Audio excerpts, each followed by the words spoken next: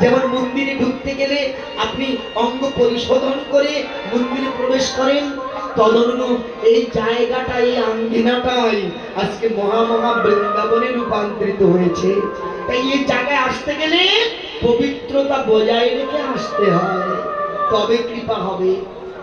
অশুদ্ধ চিত্তে আপনি যতই হরিনাম শুনুন, এতে কাজ হয় না কোনোদিন। কেমন?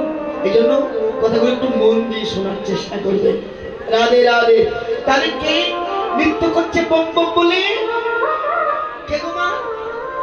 ভোলানাথ বম বম বলে নৃত্য করে। তা ভোলানাথ বম বম বলে নৃত্য করে, তো অদ্বৈত আচার্য কেন নৃত্য করছেন? কারণ তিনি হলো কলিতে সদাশিব।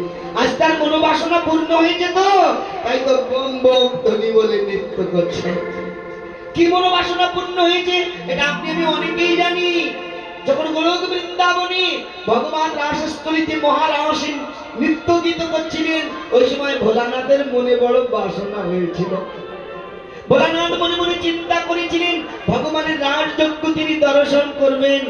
তাই যেই মাত্র তিনি রাসে প্রবেশ করতে যাচ্ছিলেন, ওই সময় মাতা ভগবতী ওই তারে ছিলেন। দেখেছেন?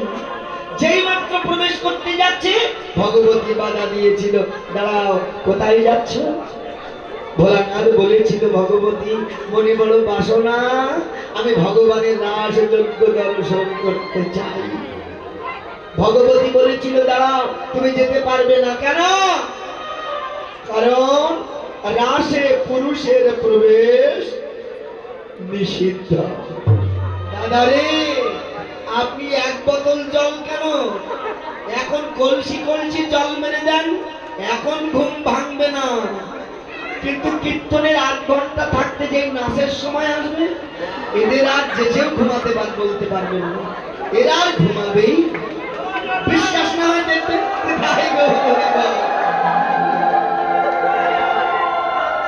এখন গুলি রাখুন কারা ঘুমাচ্ছে, কীর্তনের শেষের দিকে দেখবেন এরা যদি ঘুমায়, আমি আর কি বলেছি সত্যি বলছি, দেখবেন এরা ঘুমাবে না। রাধে রাধে। জানেন মা, ভগবতী বাধা দিয়েছিল, যেতে পারবে না, কিন্তু ভোলানাথ কিন্তু আশা ছাড়েনি। তাহলে কি করলেন বলুন তো? একটা শ্বেত বস্ত্র পরিধান করে একেবারে শ্বেত গোপীর বেশ ধরে রাসস্থলীতে প্রবেশ করেছিলেন। ভগবান দেখলেন প্রত্যেক দিন রাসে এত আনন্দ হয়, আজ কেন রাসে আনন্দ হচ্ছে না? কেন রাসের চাকা ঘুরছে না? দেখো দেখো, নিশ্চয়ই আমার রাসে কেউ প্রবেশ করেছে। ভোলানাথ তো সাইজ বিশাল, ভোলানাথ তো একেবারে শ্বেত গোপীর বেশ ধরে সামনে যেয়ে বসেছে। ভগবান বলছে, কি ব্যাপার? এনাকে তো কি জন্মেও দেখিনি আমি। কে? দেখ দেখ, যেই মাত্র ঘন্টা তুলে দিয়েছে, দেখে ভোলানাথ বসে আছে। দেখি, ভোলানাথ, তুমি আমার রাসযজ্ঞে? ভোলানাথ বলেছিল, প্রভু মনে বড় বাসনা, তোমার রাস আমি দর্শন করতে চাই।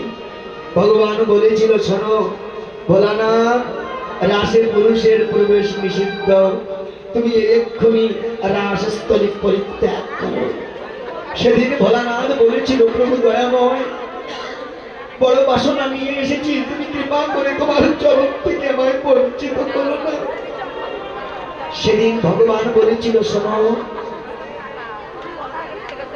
তুমি এই রাসস্থলী থেকে পরিত্যাগ করো, এই রাসস্থলীতে পুরুষের প্রবেশ নিষিদ্ধ। সেদিন ভোলানাথ বলেছিল, প্রভু আমি যাচ্ছি, তবে আমি একটা কথা বলে যাচ্ছি, আগত কলিতে আমি অদ্বৈত রূপে জগতে প্রকটিত হব। আমার হুঙ্কারে তোমাকে গোলক থেকে ভুলোকে আনয়ন করব। যখন তুমি স্বয়ং ভগবান কলিতে অবতীর্ণ হয়ে সেই প্রেম ভক্তি রড কলিজীবের দ্বারে দ্বারে অযাচিত ভাবে বিতরণ করবে। হৃদয় গৌর হরি বল বলেছে।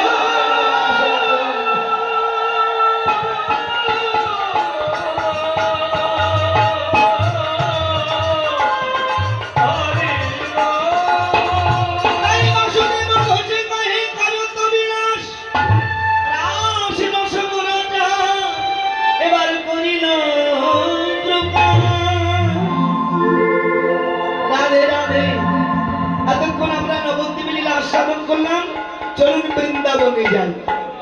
যাবেন তো সবাই? সত্যি বলছেন? আচ্ছা, কারা কারা যাবেন না একটু হাত তুলুন তো দেখি।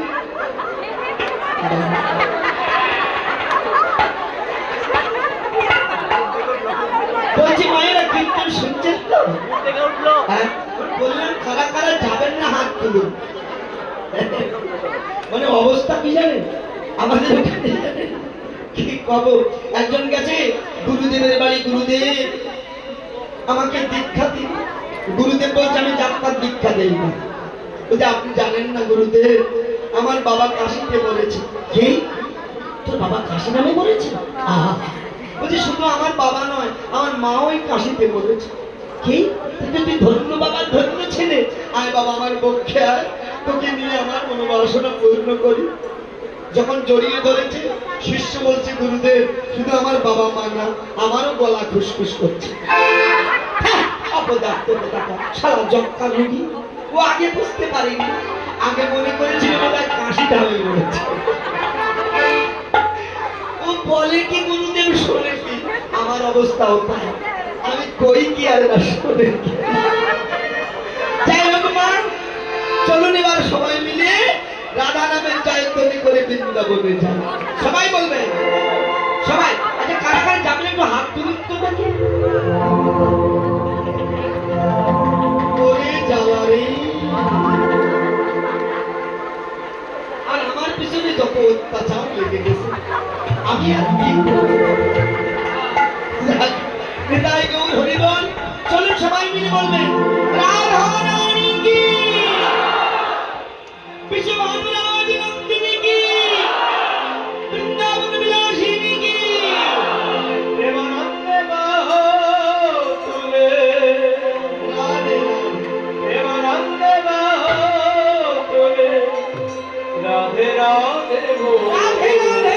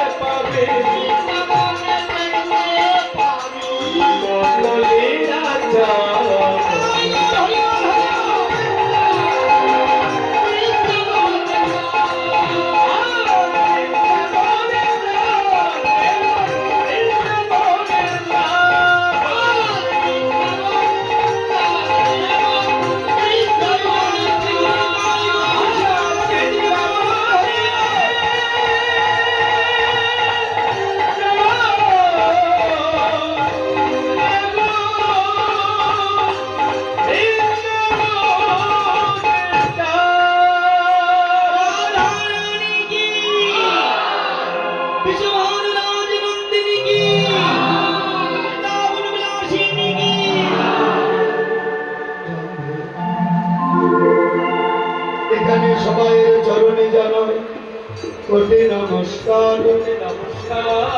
সবাই মিলে চরণ ধুলি দেহ মস্তকে,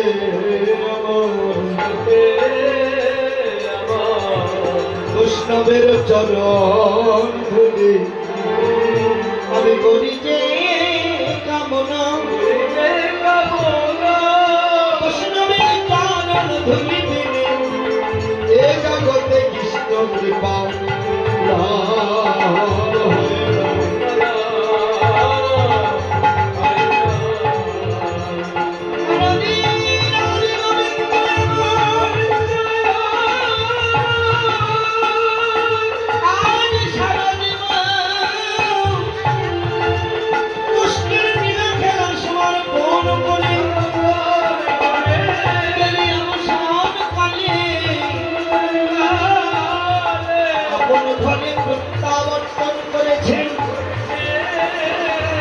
যশোমতী আমার সারাদিন অন্তে কৃষ্ণ গোপালকে কাছে পেয়ে সুশোভিত বাড়ি দ্বারা কৃষ্ণ গোপালকে সেরা নদী সমাগম করে ক্ষীরসার নবমী সেবা দিয়ে পুষ্প রচিত বিছানায় ভগবানকে স্মরণে দিয়েছিলেন।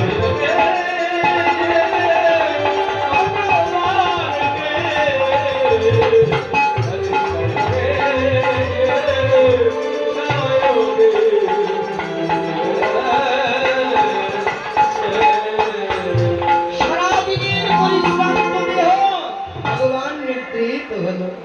এদিকে আজ বৃন্দাবনে শারদীয় পূর্ণিমা রজনী ষোলকলায় পরিপূর্ণ হয়ে গগনমণ্ডলীতে পূর্ণ চাঁদের আবির্ভাব হয়েছে। জানেন, এই পূর্ণ চাঁদের বিচ্ছরিত জ্যোতিষুলা উন্মত্ত বাতায়ন পথে আমার গোবিন্দ চন্দ্রের ওই মুখমণ্ডলে এসে পতিত হলো। একদিকে গোবিন্দ চন্দ্রের বিচ্ছরিত জ্যোতিষুলা, অন্যদিকে গগন চন্দ্রের বিচ্ছরিত জ্যোতিষুলা। উভয় জ্যোতিষুলার পুষ্পালনে ধীরে ধীরে আমার গোবিন্দের পদ্ম আপনি খুলে গেল।